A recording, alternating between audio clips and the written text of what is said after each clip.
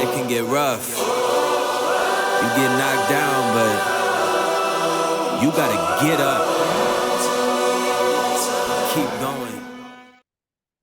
All right, everyone, welcome to the show. I brought back my buddy Shaun Newman. How you doing, Shaun? I'm doing very well. Thank you for asking. And thanks for having me back. I always appreciate our conversations. I was just joking before we started. You need to click the record button. We can just sit here and have coffee this morning. It's always great to catch up with you. We have a friendship that goes back now since the convoy, essentially. And anytime you reach out, I'm always happy to come on and have a chat about wherever Carla wants to go today, folks. I mean, I would never actually take back the last 4 years. I've made so many great friends during this time period and so many good connections. Yeah, I've been listening to your show consistently since like the very beginning. There's something very like wholesome about your show. I don't know what it is. It's just like a good Canadian boy talking about what's going on. I just find it very comforting. It's kind of like how CBC didn't used to be this like horrible, scary monster, and like Canadian news was just like silly and like, oh, what's happening at the news? Sorry, what's happening in like the zoo in Winnipeg? Like you wouldn't hear like terrifying things on CBC, and that felt like a comforting place. Like this just feels like very Canadian, like hanging out on the Shaun Newman show sometimes. It feels good. Well, I appreciate that. I Probably one of the comments I get, Carla, the most is when people actually meet me. They're like, you're like the same dude. And I'm like, what? And they're like, because, like some people go on a show and have like a personality and they play that and then they get away from it. And the guy who comes to mind actually is Jay Onright. I interviewed him once upon a time. And if you remember, Jay and Dan was a huge thing on sports. If you got sports people, if you don't, it doesn't matter. They were this iconic thing on Sports Center. And then I interviewed him and I thought he'd be this like funny, quirky guy. And he just was like, you're not the same guy as the show. And what people, not all the time anymore, but I guess when I first was out in public, hey, you're the same guy. I'm like, well, I don't pretend to be somebody else. Right now with me speaking openly about my journey in faith, like people are along for that ride. It is maybe one of the most uncomfortable things I've ever done in my life because I don't like that's a pretty personal, deep topic. But at the same time, it's important to me. And what I find important to me usually bleeds out into the podcast because I don't try and hide anything. And I don't know, I appreciate the compliment because I guess obviously it comes through the show because I'm not trying to I'm not trying. My audience are all smarter than me. Like they're brilliant people. They have their own stories. They have their own thoughts and views on the world today. When I say things that irritate them, they tell me, and and then we have those conversations. I just try and be me, not trying to be anybody else. And some days, I wish I could do a little better show, and other days, I think I'm doing probably the best I can. And it's been a journey. So I appreciate the compliments. Because of it, I get to meet people such as yourself. Last week I got to do Drew Weatherhead's show, and me and Drew, sparked up a friendship because he did Sam Tripoli, the tinfoil hat podcast once upon a time, and that got sent to me. And then, now Drew comes to the studio once a year in the summer. We do, and we talk, regularly through the year. And it's because of doing this that I got to meet different, I don't know. I call all of you characters, right? Canada's characters. We got all these different beautiful people across the country, and I get to interact with them and just be me. And that's been, man, I don't know, one of the funnest things about the podcast, honestly, Carla. Oh, I mean, podcasting is the best just for that reason. You couldn't just call up someone that you wanted to talk to if you didn't have a podcast and be like, hey, can I just talk to you for an hour? People are like, get out of here. I'm busy. But podcasting opens up that door. So you can have conversations with all kinds of, like you said, characters. I love it. And I would say with the book club, and now we have a men's group in town, I'm probably, I don't know, am I the weird one? I probably got like 8 men, maybe a bit more than that, where I could probably call them up any day of the week. And if I need to get something off my chest or vice versa, and it's been really healthy. It helped me get through COVID. I always, we were talking about the Matrix before we started, and I remember for about a month, it was a long month. I just wanted to be Cypher. Put me back in. Just put me back in. I'm gonna go get the vaccine today. I'm not gonna act like I see all this stuff because the world is upside down. And I'm thankful for all the strong men I had around me because they talked me off the ledge multiple times because I was just like, this is too much. Like and we've been talking on and off about burnout of people, that we're both associated with, even ourselves. And I thought, once COVID was done, we kind of get back to normalcy, like we just kind of, and yet you start to realize this has been going on for a long time. And some of that is like paralyzing. And, and if it wasn't for the group of men, I don't know where I'd be, but I wouldn't be here. That's for sure. If it wasn't for the podcast, I wouldn't be here either. So it's like, the journey's been interesting, but the burnout in people is absolutely real. It's a really weird time right now. 2024 is weird because we're not in COVID anymore, but things are far from normal and people just don't know how to be. Even like a lot of the really great connections that we did make over the last 4 years, like I find my circle is continuing to refine and get smaller and smaller and smaller because personally, I want to be around people that see what I see, but that's not the only characteristic that I'm looking for. I want to be surrounded by people like your men's group that, I want to know that they get me, but also we're focused on other things. We're focused on the future. Like the reason that a lot of people are getting burnt out right now is because they can't see a future for themselves. And I can't surround myself with that. I can't surround myself with people that are like, quote, black pilled right now. Yeah, what That a tough way to live the world. it is. Jordan Peterson talks about that a lot. I was listening to him talk about people that were drug addicted, and he has this new, it's like a self-assessment that you can do. And the number one reason that people end up, not the number one reason, but a huge reason why people end up going down these disastrous routes is because they can't see a future for themselves. Who am I meant to be? What am I good at? What am I not so good at? What could I create in the future? And there's a lot of people in this community right now. They're not sitting with those kinds of thoughts. They're like waiting for the other shoe to drop. They're not investing in themselves. And I get this question a lot in my DMs because I help people build businesses. What's the point? Like, what's the point if we're going to just like get kicked off of these apps? What's the point if like our money's just going to be taken away? And like I tell them like the same thing, every single person.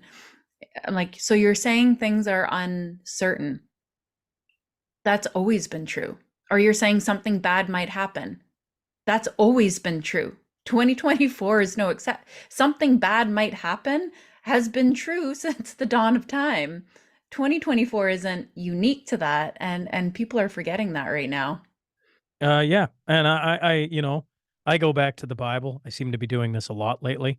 But Matthew 6:34. Therefore, do not worry about tomorrow, for tomorrow will worry about itself. Each day has enough trouble of its own. I find a lot of comfort in the fact that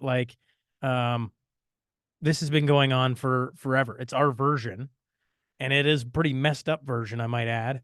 But like, that's fifth generation warfare is an interesting thing. If they just rolled the tanks through the streets, we'd all grab our guns and we'd all and away we go, right? Instead, it's like information overload. Here's the crazy thing. Robert Malone told me this a long time ago. If you just don't participate, you actually all of a sudden don't realize half the stuff's going on. Now, I'm not saying become illiterate or don't pay attention to the news, but if you live your entire life on social media, it's a dark place. Like people probably have watched me not interact on social media near as much as others, and it's a conscious choice because I get sucked into a lot of deep dark holes. Doesn't mean I don't pay attention to the news. Every Tuesday we do the mashup and we talk about it all. And there's a protest coming up here on April 1st. I'm very cognizant of it. But you get into the dark rabbit holes of like every person is evil and everything else. And if you look at the world from that lens, where nobody around you is doing anything of worth or from the goodness of their heart or on it goes, and life becomes very, very dark. And Yeah. I just choose not to. It doesn't mean you don't pay attention to what's actually going on and some of the real problems we have. We do have real problems. But you know, you also get to choose how you're going to define yourself and how you're going to walk in this life and what you're going to try and do for your community. Like, and when I say your community, I really mean like when I walk out this door, that's my community. You know, that's where I'm living. That is a community. There's different versions of that now, especially with, the ability to sit and talk to somebody and have this go across all of Canada, the United States, or wherever all your lovely listeners are. And that's a community too. There's different levels to this, but I really think I would really like to help create a bubble, if you would, around Lloydminster or this area, where no matter how crazy the world gets, here we know what values we want. We talk about them, and if that's something that is attractable to other people, then they come here because they know what our values are. Yeah. And that's going to take a long time because not everybody here agrees with me, even remotely close. But I'm willing to fight for that. To me, that makes a lot of sense. And and then it kind of gives you a little bit of purpose in life too. And purpose is a very powerful thing to have. And when you lose that, which a lot of people have over the course of the last 4 years, that's paralyzing too, Carla. I'm sure you can talk a lot about that. You probably know a lot of people that have really struggled in that. People have also lost their ability to talk to one another.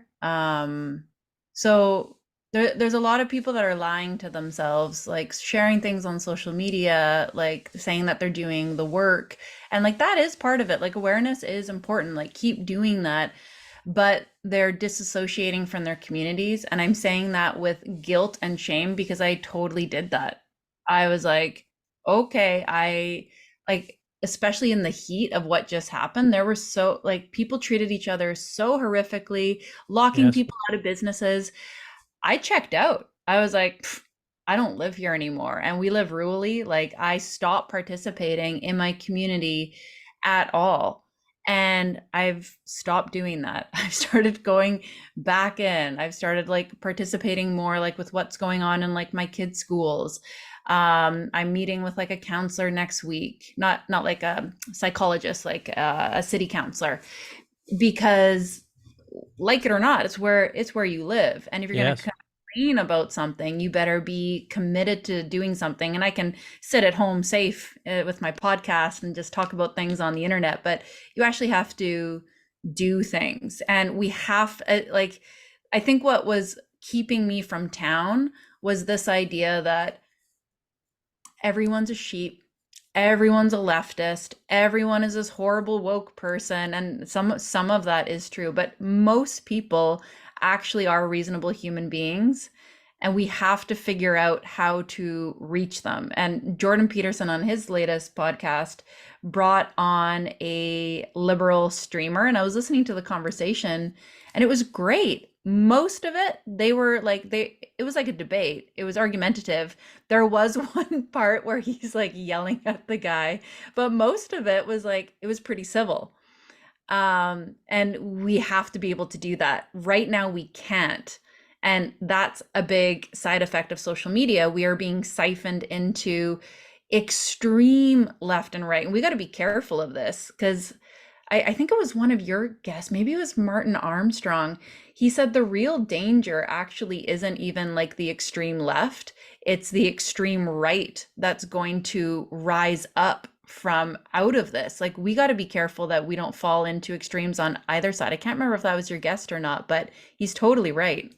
Well, you think we're recreating conditions.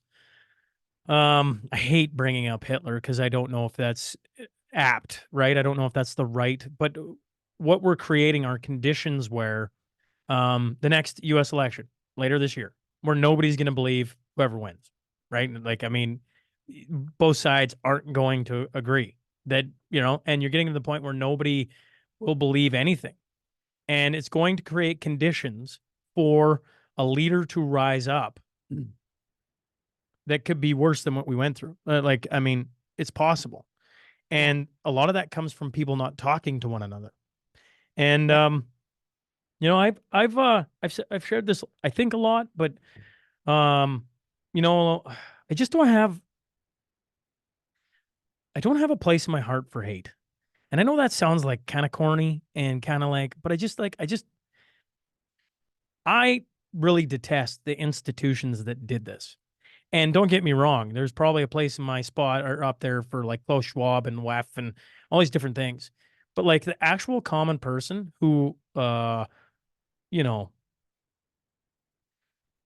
They wanted to really, force me to wear a mask playing hockey and different things like that. it's I've not their just I just like I don't know how much your audience knows, but when I went to Ottawa, I disappeared and I disappeared off podcast for 53 days. That was the only time in my life that's ever happened. And I hit this brick wall. Imagine the old car crash videos with the test dummies where they ram into it at 100 miles an hour and the dummy goes flying through the windshield and they're like, wear seatbelts, you know? I wasn't wearing a seatbelt and I went flying. And the people who saved my life were all vaccinated. They flew across the country and came and got me because they were the only ones who could get on. Now, I can get upset because, you know, that was the rules that was put in place. But at the end of the day, it was 3 people who loved me that were all vaccinated that came and got me. And it's Chris Barber who helped lead the convoy and he's vaccinated. It was all these things, and it's just the vision that the world tries to put against us. These are Mhm. just lovely people, and you're never going to agree. I'm married to a wonderful woman, and we agree on probably 93.2% of things, but we disagree on some things, and Yeah. that's okay. And society, we've been conditioned to be like, if you vote Democrat or you vote liberal, you're an idiot. Now, in fairness, right now, if you're still voting for Justin Trudeau, to all you lovely people out there, I would just say, you know, let's look at the big picture here. But in Mhm. fairness, then you can go down the rabbit hole on Puliev, and you can go there too. But just the common person, my community, there's a lot of people that are really wonderful human beings, and I can't walk around um, hating on all of them because some of them are dealing with things way worse than what I'm dealing with right now. And we just got to find a way to start talking to everybody once again and find some common ground. And I go back to the bubble idea. I just really think that, you know, when I look around at the communities that survived COVID, Carla, I'm like, what makes them different? And there's communities here in Alberta, there's communities down in the States where they just no, it's not coming in. And I'm like, that's really interesting to me. So the storm isn't over. There's going to be a new version of it. That's not I don't mean to put that out there and make you all fearful or anything. I just like, well, listen, whether it's 10 years away or 2 months away, the next version of whatever will come down the pipe. And some of it will affect your direct community. Other parts of it won't affect your direct community. And we just have to talk to your community members. So when the things come, you can talk and they will trust that you're not a complete and utter tinfoil hat wearing nutto, and that you, well, no, actually, you know, like what was beautiful about the convoy?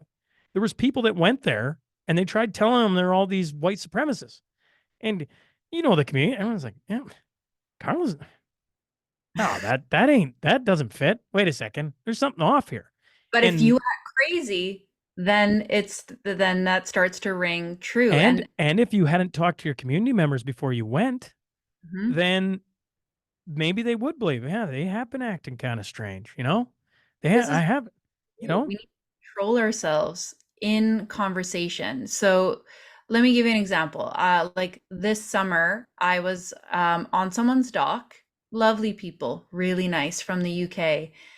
Then out of nowhere, they all started going off on like the Conservative Party in the UK with like that kind of narrative, like anyone that's a conservative is like a horrible person. And I was sitting there thinking like, one, that's pretty presumptuous to assume what everybody's like voting stance is. And I these people are so nice, like hugs for everyone, nice, like that's their stance, whatever. If I had kicked up a storm and oh, well, you left us and started acting like that, where would that have gone? Like nothing but a battle. Do you know what I did instead? I was like, I'm a conservative. And then I just kind of let them stew and sit in that for a little bit. And it didn't even lead into like a debate. It like shut it down. And I had a client recently who was, she's in marketing And she was around a lot of that too, where people were very woke, very like captured by a lot of the narratives. And she was a conservative Christian.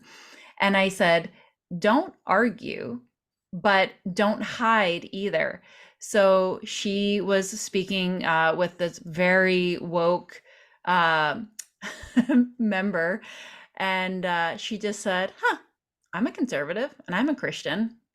And that's like all she said. And the man immediately stopped and he literally said, oh, but I like you.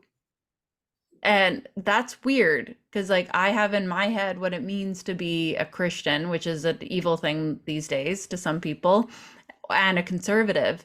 And they were actually able to talk about a whole lot of things ever since. I'm like, that's the game plan, actually. You become the rooted, reasonable one. And a lot of conservatives and a lot of Christians hide what they believe. They shouldn't do that. I Yes. think just say it matter of factly, but don't defend. You don't need to defend yourself. You just need to air it out. Just be honest. You just gotta stand up for what you believe in. You don't have to be an a-hole about it. You could just, this weekend there was a guy I was talking with, and he said all women are pro-choice, and I just chuckled. And I'm like, that's not true. And I'm like, and not that I get to decide. I can't have babies, although now they're trying to push for men to have babies too. So that's a new weird one. But I'm like, that's just not factually correct, like at all. But like, you can believe it. And then he's like, no, women. And I'm like, well, I don't know. Like, I just go back to the conservative leadership debate when Leslie Lewis was pro-life. I'm like, I don't know. There's one woman, and she represents a whole part of this population. And if it was all factual, we would never have any arguments over it. So Most obviously, there's probably a lot of women who are pro-life, and I don't think that's this evil thing.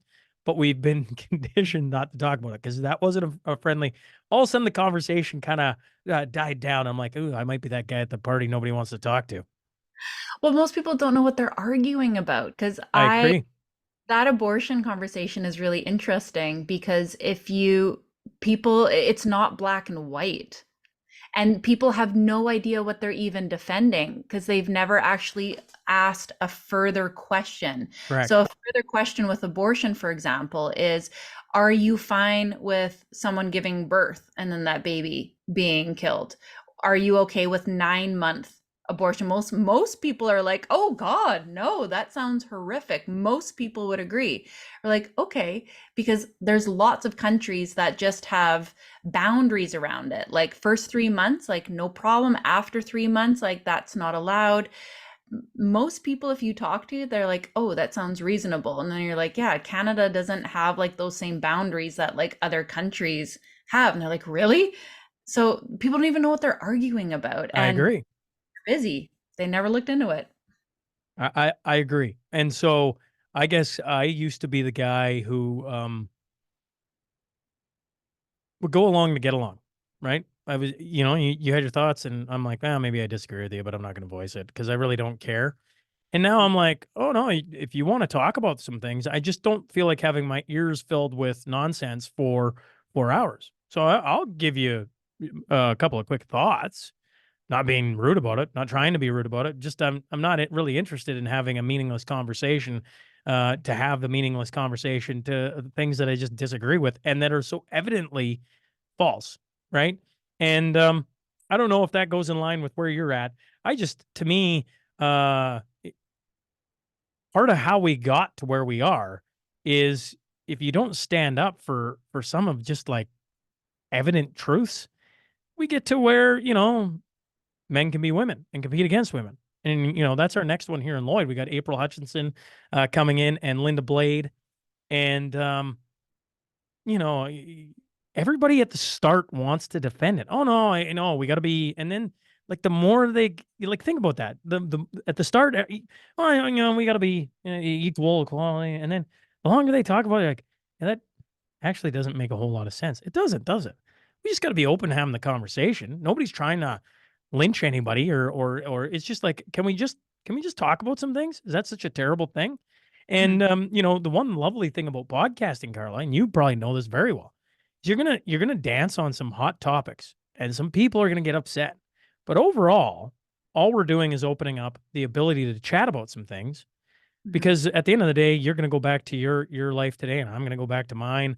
And this conversation or another one, if it gets into hot water, because I've danced on the Catholic versus just like all the other denominations. That one got me in some hot water. I didn't even realize it at the time. I didn't realize how much of a hot topic that was. And then my phone was just like, you got. I was like, holy Mackinaw! Like I didn't realize I was getting into this. Right? I'm like, all I'm doing is opening up a conversation. That's all I'm doing. And if there's something we can't talk about, then we need to talk about it, because those things we don't talk about lead to giant problems in society. And what did happen in COVID? They literally, media just blackout, right? Get the vaccine. And if not, you're an anti-vaxxer. And it's like, well, why weren't we allowed to talk about everything? Everybody saw it play out. And so now we need to talk about more than what we are. And I think, and even as I say that, I think there's a healthy dose of that online now, of people talking and opening up conversations. Jordan Peterson, the fact that he realizes it and other people realize it, is it's pretty cool. Like, I mean, it's happening more and more. I think the population understands a big problem we have. That should be hopeful to everyone. Mm. You're very brave to have that text line, by the way. If you guys don't know, Shaun gives his phone number out to people listening to the show and they can comment on the show. You're very brave. You know, everybody thinks everybody has their thoughts on it. I really enjoy it. As I set it down, and okay, so here, I just got a text right now. I haven't, this isn't staged, folks. Um, Claire, so this is today. Good morning, comrade. I'm listening to the Cowboy Preacher episode. Good one. And then it goes on. We're trying to wrangle, trying to get off work for your conference. He's in Edmonton Cop and has to find someone to cover his shifts. And then it goes on to say, I just want to plant the verbal seed with him. Wink, wink. Hopefully we'll be there. That's a text today. I think that's pretty cool. Yeah. And then, every 10th text comes in and says, you're an idiot, and says I talk too much about Jesus now. I guess that's a crime. And I'm like, oh, okay. And the next one says that I swear too much. And I'm like, oh, well, I don't know. I don't swear as much as I used to. And on it goes. And so people are like, you're brave for it. And I'm like, it's the only way I know how to live, because I tell the audience all the time, you're going to message me on Instagram, Twitter, Facebook. I'm not going to check. And so you might get irritated at me that way. I check the phone. So some days it's overwhelming. And when it's overwhelming, I put it away for a while and I just go take a breath and I just relax and I go, oh, I guess I just can't text anybody back. Mhm. But I find through this thing that there's a whole lot more good than bad, Carla. I'm not Mhm. saying there isn't bad, because there is. And that some days hits you right square in the chest and it sucks. But most days it's someone saying, I really needed to hear what you had said today, or what your guest had said today. Thanks for being a light in this world. And I can't tell you how many times in the middle of COVID that phone, I don't think I want to say saved my life, but that's not true, because me and the audience had this crazy dynamic of I was giving them a light to keep going, but they were giving me a light to keep going, because everywhere in the world was telling me I was being an idiot. Stop doing this. You're awful. Parts of my community just excluded me, which really sucked. It was painful. But then the phone would come in and say, you just gave me a reason to go on one more day. Thank you. Please don't wait another 10 days before you release the next episode. I'd really like to hear someone else's thoughts. And so as much as it was a lifeline for people, it's become a lifeline for me. And when it becomes too much, I just put it away for a while. I just flip it over and turn it on silent. From 5 p.m. till 8 a.m. It's on do not disturb. So it doesn't matter if you text. I don't hear it. I don't really care. And if it's my family members, it's through the do not disturb. So I've set it up in parameters that really works. And I don't know. I'm ranting about it or raving about it, one of the two. I just really enjoy it. I don't know how else I would do it, because I don't love interacting on social media. I just don't. Well, and I have a reflection and then a question. Like the reflection immediately is like, it's not different than like what I'm doing. I am super available through the DMs. I have a bazillion conversations in there. I've built some really great connections. Yeah. I also sell in the DMs. I have real conversations with people. I voice note them. I've thoroughly enjoyed it. It's 90% positive. Every now and then there's like a troll or someone in there, and then I just like block and delete them. I don't argue with them or have conversations. It's the same, only the benefit of it being the phone is it's less distracting because you're not seeing all the other phone things that are going to pull your attention. So I guess I'm kind of doing the same thing, but I this would kind of, say yes. yeah, and it's been fulfilling, totally. And this is an interesting point because right now there's a lot of people trying to navigate their way through social media. Mark Groves just announced that he's leaving social media. He has millions of followers, like 1.2 million. He's going to delete his accounts and just move over to YouTube. One, because it's financially beneficial. They actually reciprocate their content creators, but there's a lot of reasons for him leaving, and it's got a lot of people thinking, you know, maybe I should do it too. But then there's all kinds of people thinking, yeah, but how do I tell people about what I do? So you have managed to grow your business really without using social media. You have it. It's I'm a full I don't know. Let's talk about Canada for a second. yeah, How many full-time podcasters do you know? Joe Rogan. That's it. Well, fairness, that's the United States. In Yeah. Canada, I think Trish Wood is. Yeah. Um, I want to say Kid Carson is, but I actually don't know. Yeah. Um, and in Edmonton, on the other side of the coin, it's Ryan Jesperson. Pretty sure he does it as a full-time job. And so I know there's a few. All I'm saying is I'm in a small company because most podcasters that all they do is podcast. All I do, folks, is podcast. That's all I do. Mhm. I just interview people 5 days a week. And I think I'm in really select company. And I don't mean that to pat myself on the back. I just mean that it's doable. And if anyone goes and looks at my social media following, it's minuscule. I don't have a million followers. I don't even want a million. Like, would I like a million followers? I guess. I don't know. Like, I guess. But I'm Yeah. like, I'm not, I don't define my value off of what my social media following is. I just I don't even want to go there.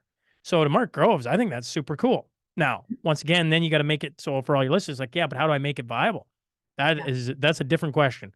Listen, Mark Groves is probably in a position where he can do it and it makes sense and he's just tired of doing something. I, on the other hand, I'm trying to grow my social media following. I've hired a guy to do it because I don't want to do it. And Mhm. I just don't want to be, but I understand the importance of social media. Mhm. Um, you know, cool story off the text line. Here's a cool story. You remember last year I was in Kelowna? I think you remember this. And I was with Tamara Leach and a whole group. And then the forest fires came and we all got stranded. I couldn't get out on the plane. It was insane. It, without this phone, I don't know what I would have done. I would have got out of there. I'm not saying I would have got stuck, but I ended up at Grant and Kathleen's. So shout out to Grant and Kathleen if they ever listen to this.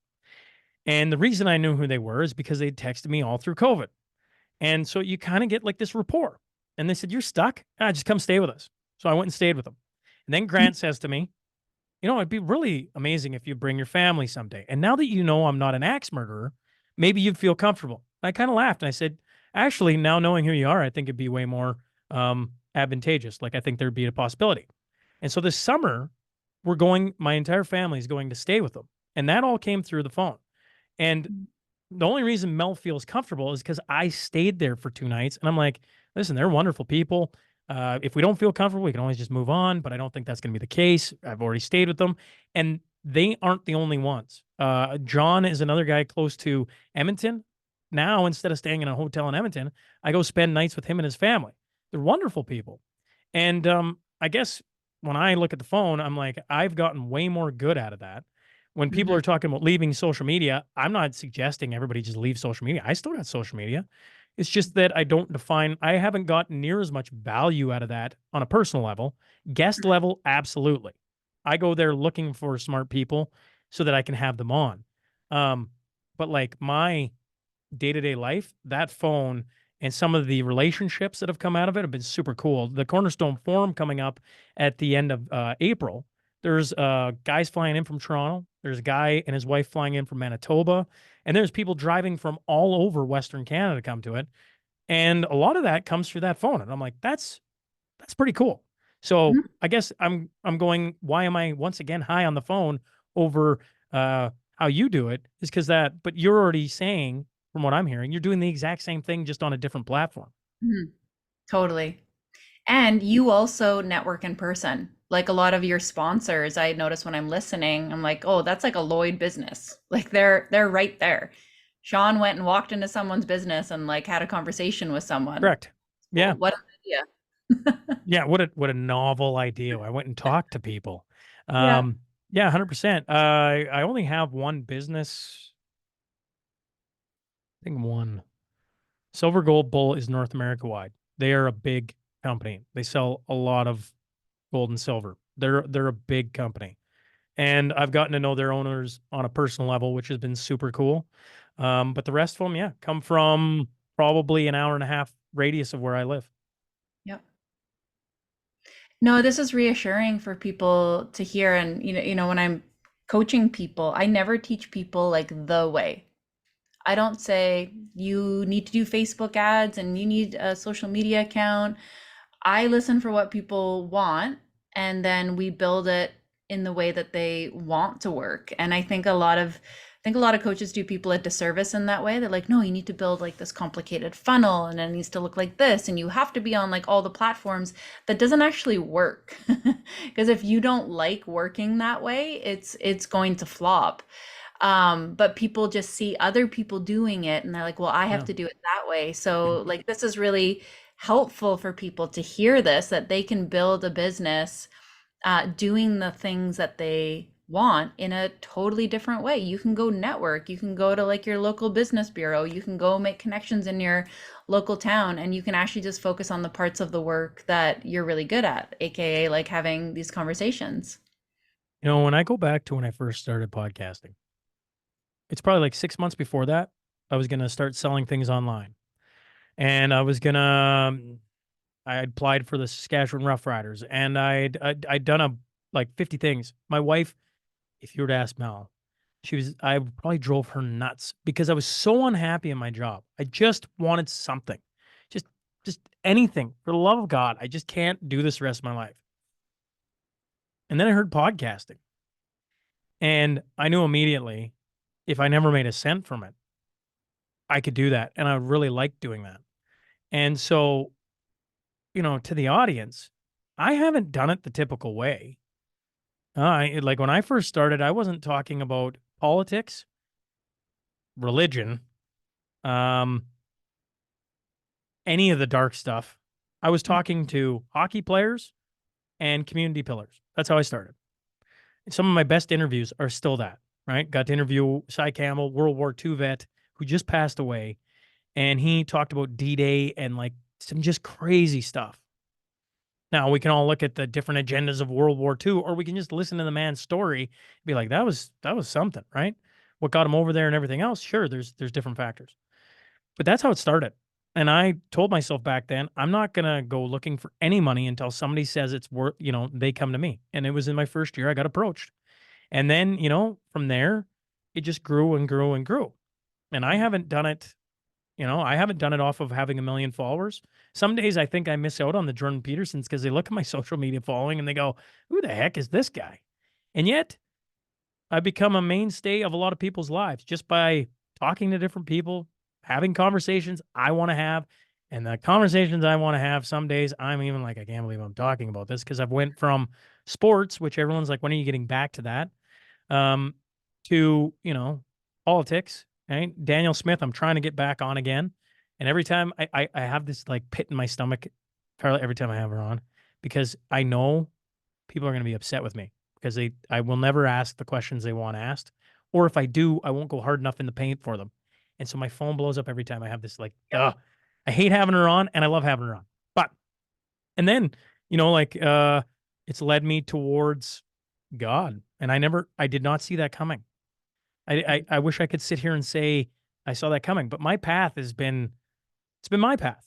And to all the listeners, whether a podcast or something else is your path, you just gotta take a deep look in and see where your journey's pulling you.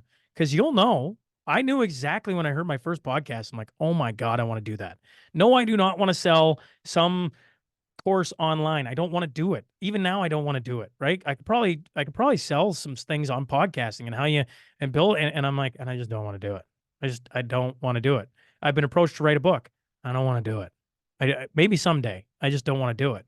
Mhm. I want to interview people. I want to talk to people. And so far, that's worked. And I think to the audience, when you find something that you're willing to do for free, put your energy into it and see where it goes. Because that's all I did.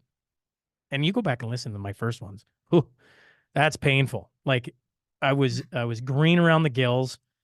The audio equipment was awful. I tell this, it was like episode 20, 25. I forgot to turn on one of the mics, Carla. So the entire episode's still there. And the guy's like uber quiet. And you're like, why is that? And I'm like, because I forgot to turn on his mic. I didn't realize. And then I released it. And I'm like, oh my God. But it's like, it shows you that you can have horrendous things and grow it into something. You just got to put in the time, the effort, consistency, on and on it goes. It's like mining gold. And now you have Do they like walk up and just grab it off the ground, or do they put energy in and pulling it out? The answer is you got to put energy in. Yeah, you have like 1 million downloads. You're Canada's Joe Rogan now. The podcast as a whole has over 2 million, and our goal for 2024, geez, I was like, what year is it? 2024 is to be, last year was 1 million in a calendar year, and we want to double that. And so, I don't stress myself out about it, but I do find it interesting because I never thought I'd get 1 million. Like I didn't even know what to do with that number. What does that even mean? And yet there it is, and it happened, and I'm excited. But I only want to keep going better. I want to get to the point, Carlo, where it's like Jordan Peterson comes on one week, and then the next week is, I don't care. Well, actually, I do care. I want to get. If anybody knows how to get John Eldridge, I'd really appreciate that one. He's probably not on anybody's bingo card right now. He's on mine. I would just like the ability to get anyone. That'd be a lot of fun. Just go talk to anyone. Yeah. I love that you've done it your own way. Yeah, it started off as a sports podcast. I think your category, the business coach in me is like, you need to change your category, Shaun, because I think it still says sports when you go and look at it. Does it? I thought we changed it to culture. I'm gonna have to go look. I'm gonna have to go look now. But I love like these different iterations. It started off as sports, and then you went hardcore into the COVID stuff, which is probably when it really blew up. And now you're talking about Jesus. And I love that you have the text line because you are actively listening to what people want, and you'll put the guests on that they want. But when they harp you about talking about COVID or Jesus too, you're like, nah, I'm going to do it. This is also my show. This is what we're going to talk about. Well, one of the things I think I had to come to terms with through COVID, and probably a lot of us did, is like, what do I actually believe here? And as I talk to all these people, do I believe any of them, or what am I doing? Because if I don't believe any of them, why am I talking to them? Mm-hmm. And if I'm going to have all these conversations and then I'm going to make adjustments on my life week by week, then I got to follow the process and see where it leads. And so when people get mad, the funny one was in the same day, you remember the show 100 Huntley Street? You know what I'm talking about? Mm-hmm. So one comment at like 10:02 was, you're becoming more and more like 100 Huntley Street. And for your audience members who don't know that show, it's a Christian program where they just talk God and the Bible, and they bring people in. And my mom used to watch it religiously every day, and I just hated it. So that comment stung, and I was like, and then the next one came in from the opposite side saying, if you're going to be a man of Christ, you got to stop swearing. You're swearing way too much. And I'm like, this is insane. I wish these two people could talk.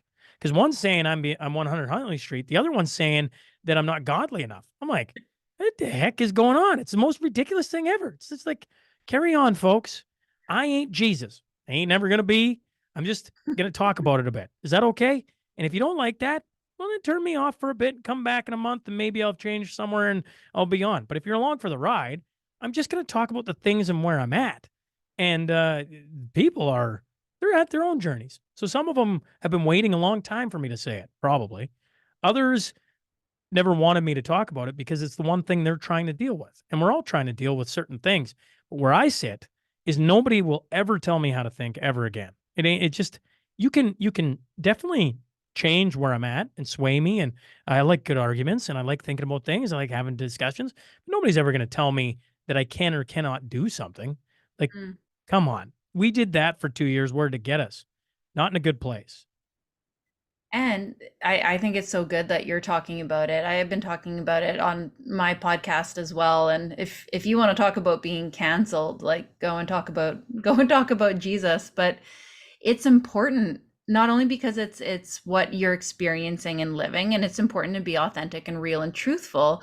But before the show, we were talking about the fact that like you're doing really well. I'm doing really well. I would actually be doing my audience a huge disservice if I didn't tell them the stuff that I was doing behind the scenes. Like the reason that I'm doing well and that you're doing well is because we have faith. Neither of us are black-pilled, and we're able to take our attention off of this chaos and put it on more important things. People need to know that. And it doesn't mean they have to choose to believe what we believe, but I don't want to hide that from people. I'm not suffering. I'm not putting all my faith in, I don't know, like a mushroom trip or something right now. Like I'm putting it in real things. I go back to Don Cherry. I interviewed Don Cherry, episode, I think it was 125. Don't quote me on that, folks. In his story, he's out of hockey and he's selling cars, but he's not a very good salesman. And he says he gets down on bended knee and prays. And it's like, can't remember, is it 3 weeks? Is it 3 months? It doesn't matter. It's a short period of time. He's coaching the Boston Bruins and Bobby Orr, who most hockey folks would argue is one of the best players, if not the best player of all time. Okay, we can have that argument, and I'm all open for it. But regardless, he's up there. And I'm like, why can Don Cherry say it so nonchalantly? But then we start talking about it, and everybody's all upset. And two, I came back from Ottawa, and I was a shell of myself. And then, a few faithful listeners finally asked me, like, what really went down? And I said, oh, I don't know. There's these 4 things, and one of the 4 was spiritual. And they're like, well, we know it's spiritual. And my question was, if you know it's spiritual, why aren't we talking about this? Oh, they'll deem you crazy. That was the answer I got back over and over again. If you talk about it, I'm like, well, then we best start talking about it, because the reason COVID happened was because they shut down part of the conversation and deemed those people crazy. And I'm no longer, the more I talk about it, the more I realize people have been living in their little silos, told not to talk about their faith. It's like, well, I'm just not there anymore. It's a part of who I am. And it's been very beneficial. And so we got to talk about it. And if that doesn't align with people and they don't want to come along for that ride, well, I mean, I went from having, a very, very successful sports podcast and jettisoning that group overnight and going COVID hardcore. And then I jettisoned some more when it was only politics. And I probably jettisoned some more when it's all religious. And it's just like, I don't know. I can't be what you need me to be. I'm going to just try and work on who I am. And we'll see where that leads. I used to listen to rock music before every episode. Now, I did it off camera because I thought if Carla walked in and I was praying before, she might be like, what are you doing? And that is kind of, but I prayed before because that's what I do now. And Yeah. I think it's really beneficial to people here. I don't know if it'll all be the same as what's happened in my life, but I just read a book by John Eldridge, and it talked about, I'll see if I can find it quick, because I took a picture of it. I was like, this is exactly where I'm at. And it was talking about God doesn't show himself in everybody's life the same way. And I was like, yeah, like I really agree with that thought. Now, forgive me, folks. I'm going to try and take a quick look and see if I can find it, because I did take a picture of it, and here it is. Okay. It's from his book, Wild at Heart, and it's for men. So if men are looking for a book about faith and being a man, you want a kick-ass one that makes you want to go running out of the house and become William Wallace from Braveheart. Actually, I bought the Braveheart movie just because of this stupid book. I mean, it was a great book. I was like, how is this guy blending all these things together to the point where I'm watching Braveheart one night? But here's what it wrote.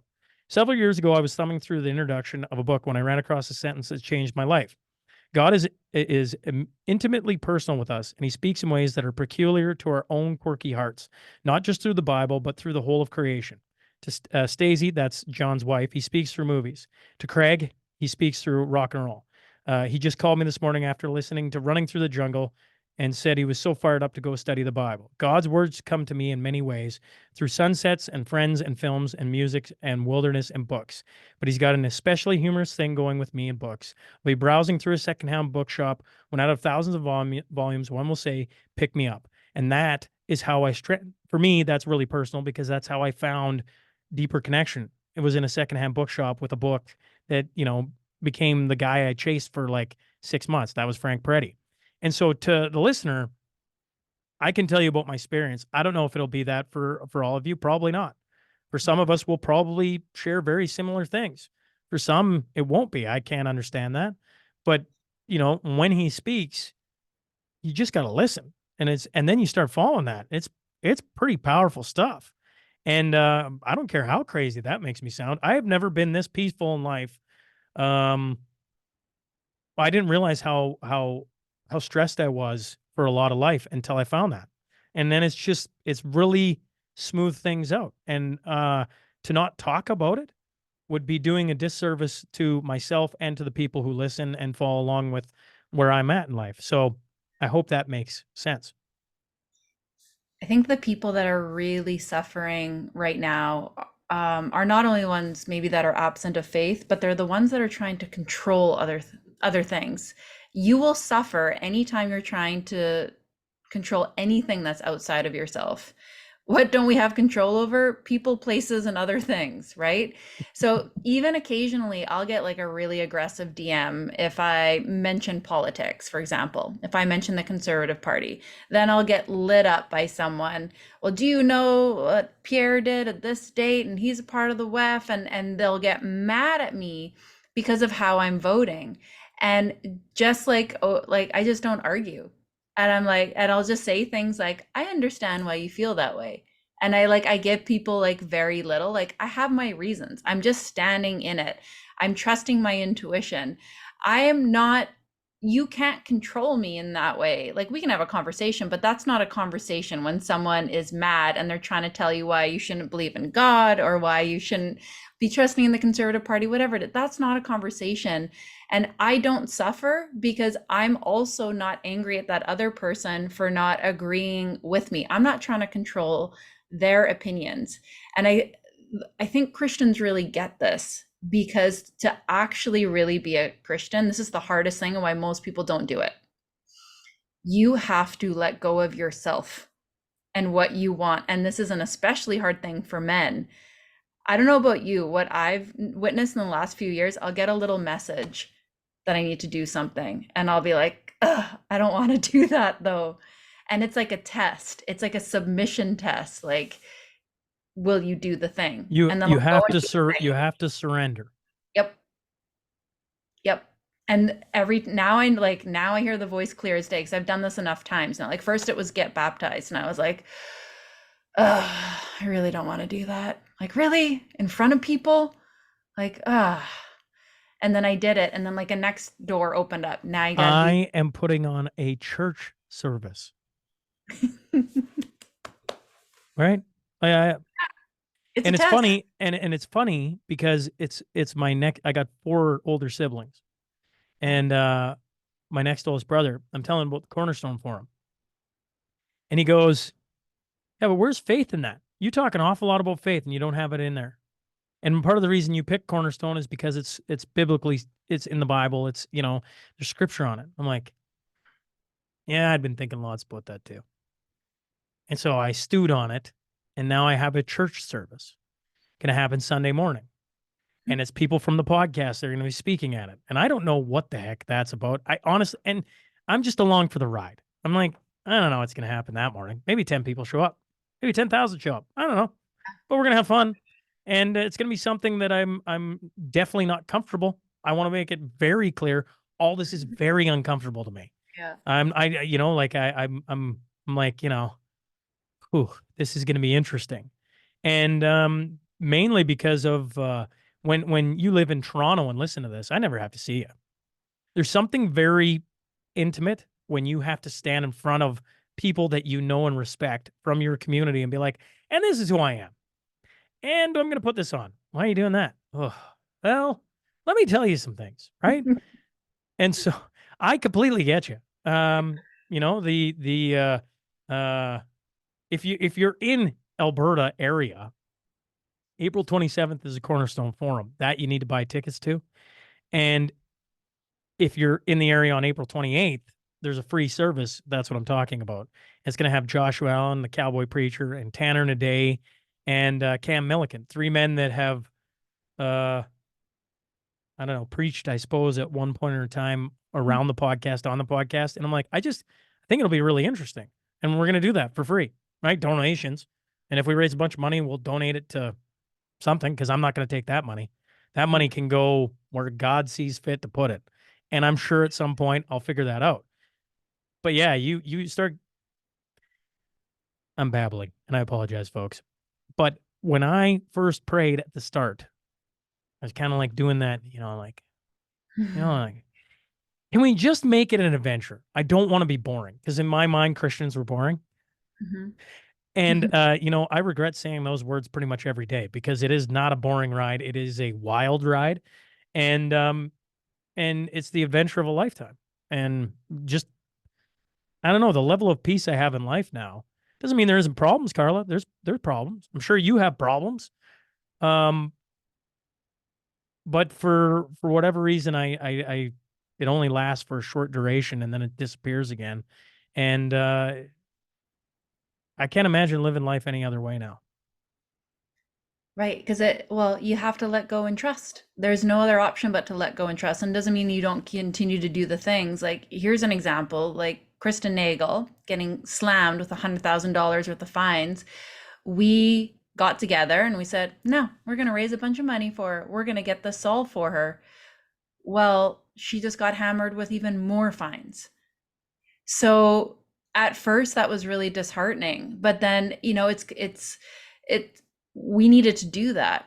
But the belief that like I can personally, or like me and my 8 friends, take down entire governments, it's a little bit foolish.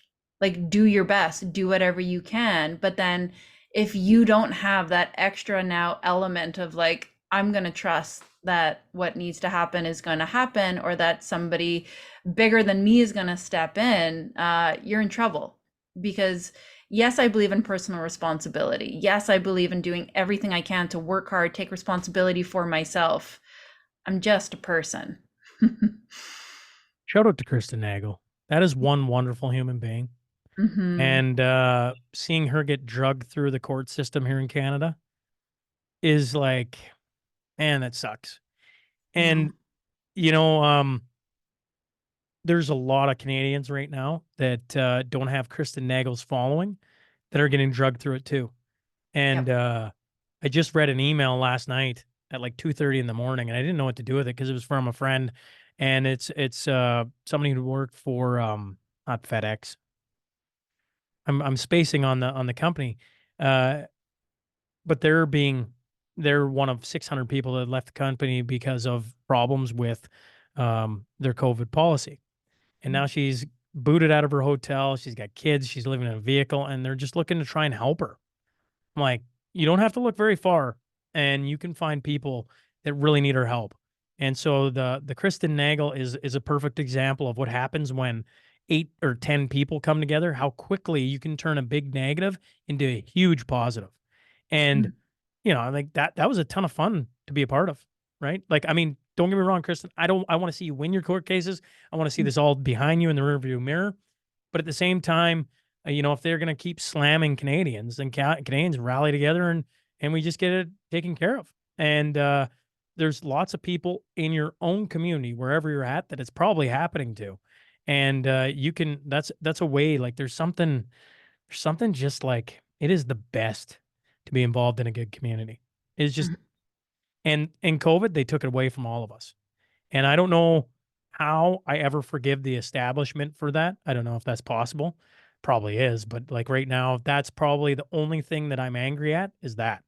because they did it to families, to communities, to everything. They took anything good we had and they divided us on everything.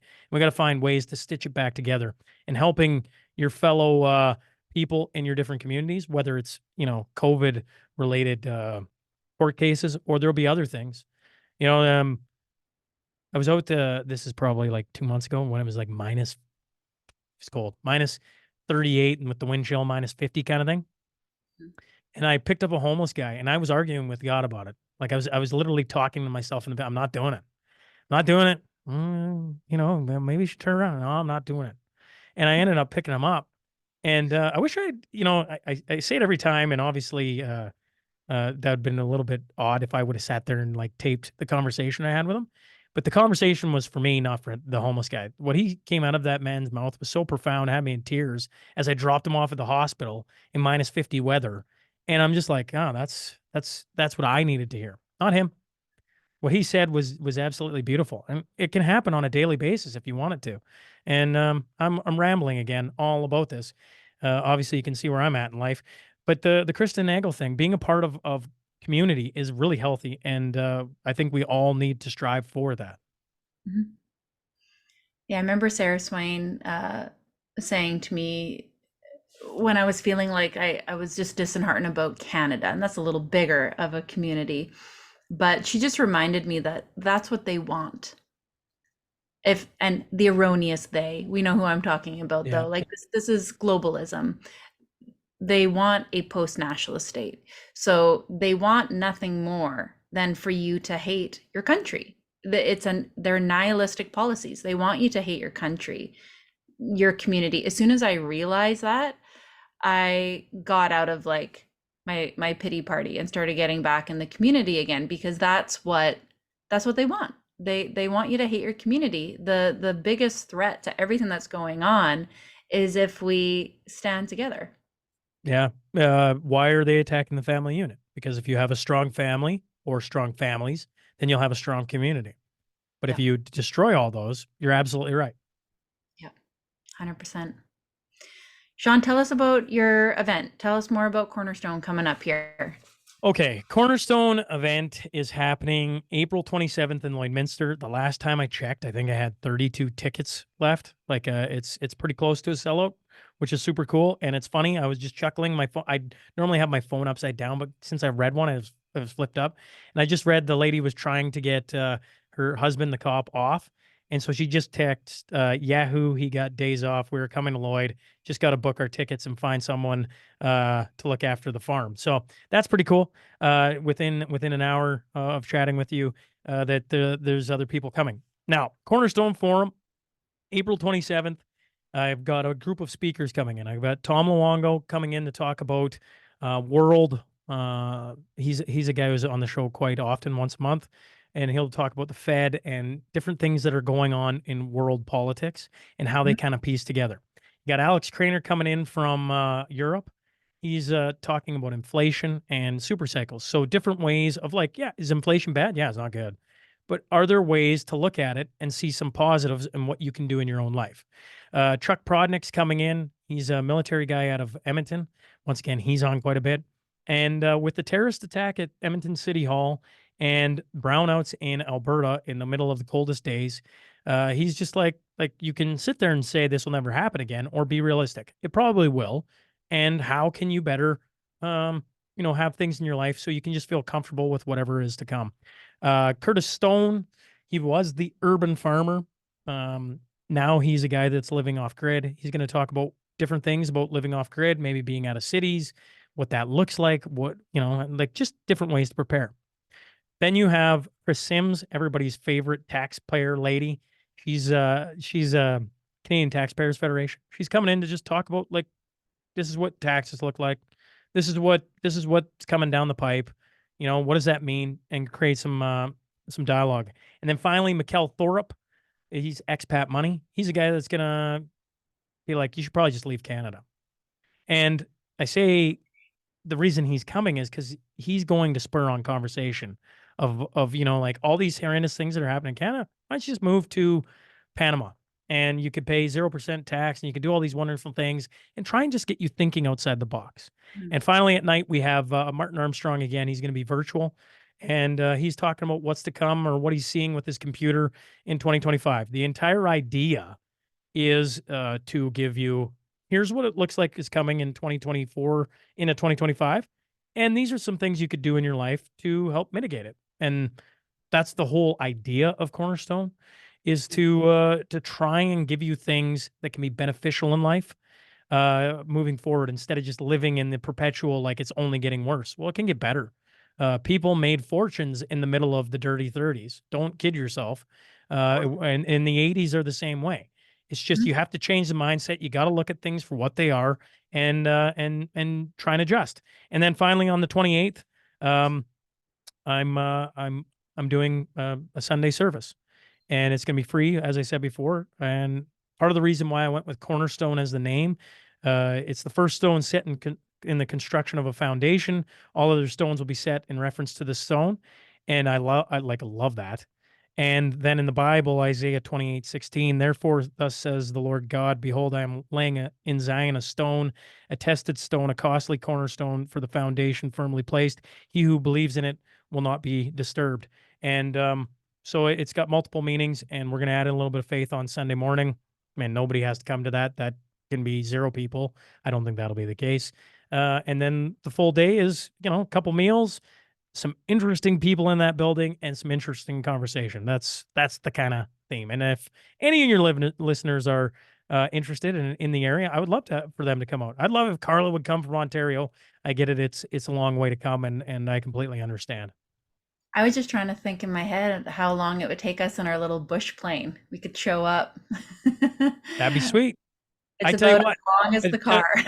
to to to to to spur on even a conversation between you and your husband, I'll give you 2 tickets to it. Done. If you wanted to come. Yeah, I think it'd be really cool to have you there. But that's Yeah. a long ways, and I completely understand. It's not like you can just, oh yeah, and tomorrow I'm gonna drive to Lloydminster. It's my own little piece of heaven here. Some people go, why you live there? And I'm like, just love the people, right? Even with our fits and spurts and everything else that we've done over the last 4 years, and some of the conversations that have had and haven't been had, it's still home. And I hope to do things in town that spur on new conversations. I hope Cornerstone is one of them, and would love if anyone wants to come, by all means. The only thing once again, tickets are selling relatively fast. I think there's 33 days before the 27th, and 32 tickets. So I guess a ticket a day, and we're there. So if anyone's interested, by all means. I like that it's all different solutions.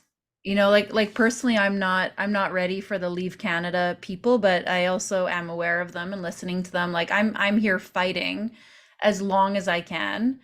However, if something like Bill C-63 passes, Carla Treadway is probably going to jail. So we will be moving to Nicaragua or something when that happens. If that actually happens, and here's something that people haven't thought of too. It might pass with a lot of the scary things being omitted from the bill. That is always a possibility too. And this is what they do sometimes. They kind of they go for the moon and then hope that they land somewhere and get something that they want. So even though the whole bill is scary, it doesn't mean that all of that's going to pass. But yeah, I've noticed you and Twos talking about that bill lately. It's something I'm definitely concerned about.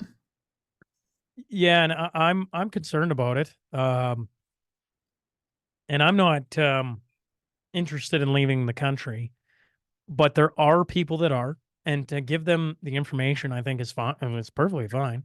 And I agree with Mikkel Thorpe in the mindset of, like, you really need to have a plan A, a plan B, a plan C. Like, what does it hurt to have multiple plans? And I agree with him on that. Like, so to have him come talk, it'll be different than any other of the other speakers. Nobody's going to talk like him. Nobody's going to say some of the things he's going to say. And he's been on he believes in birthing tourism. Him and his wife actively do it, which means they have a kid in different countries so they can gain citizenship. So like Oh, his kids all have different citizenship. And then what happens with that is the parents are granted certain rights because it's their kid. And so like he's just like, he looks at the world differently than anyone I've ever talked to, in that it's just a game, and you just need to figure out the rules and then operate in them. And if you want to live in Canada, great. But that doesn't mean you can't have citizenship somewhere else. And then somebody else is going to say, yeah, but that he's if you go look into him, he's dealing with the wealthy of the world. And it's like, I don't know. Yeah. I'm not saying he's cheap. But if you value certain things, I don't know, is there a number you wouldn't pay to have access to that and everything else? And I'm not saying go do with them, but that's the reason he's coming in, is because he looks like he's going to turn the forum on its head with some of the things he says. And to me, I'm interested in that. I'm interested in hearing different things, not the same thing over and over again of like, just get off the grid and make this castle out in the bush. It's like, well, is that what you want? Or do you want something else?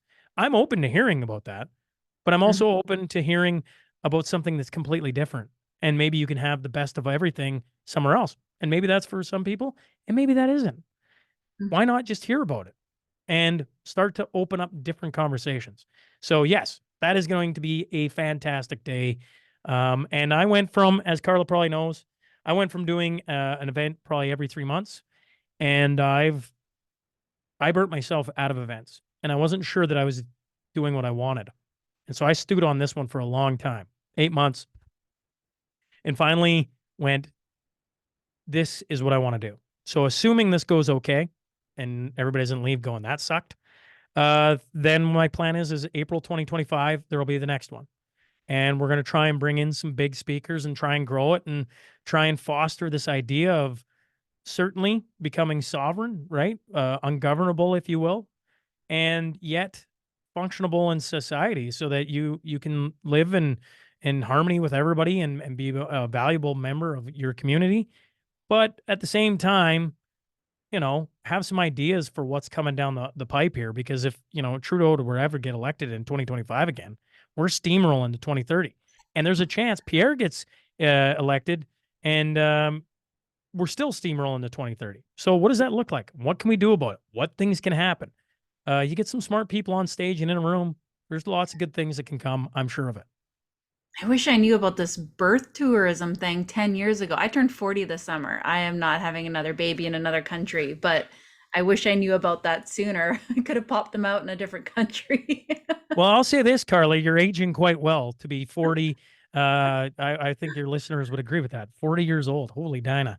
And I hope that you got 40 more years under the sun, because I'm a little behind you. I guess I'm the young one here today. I turned 38 in, well, a little over a month.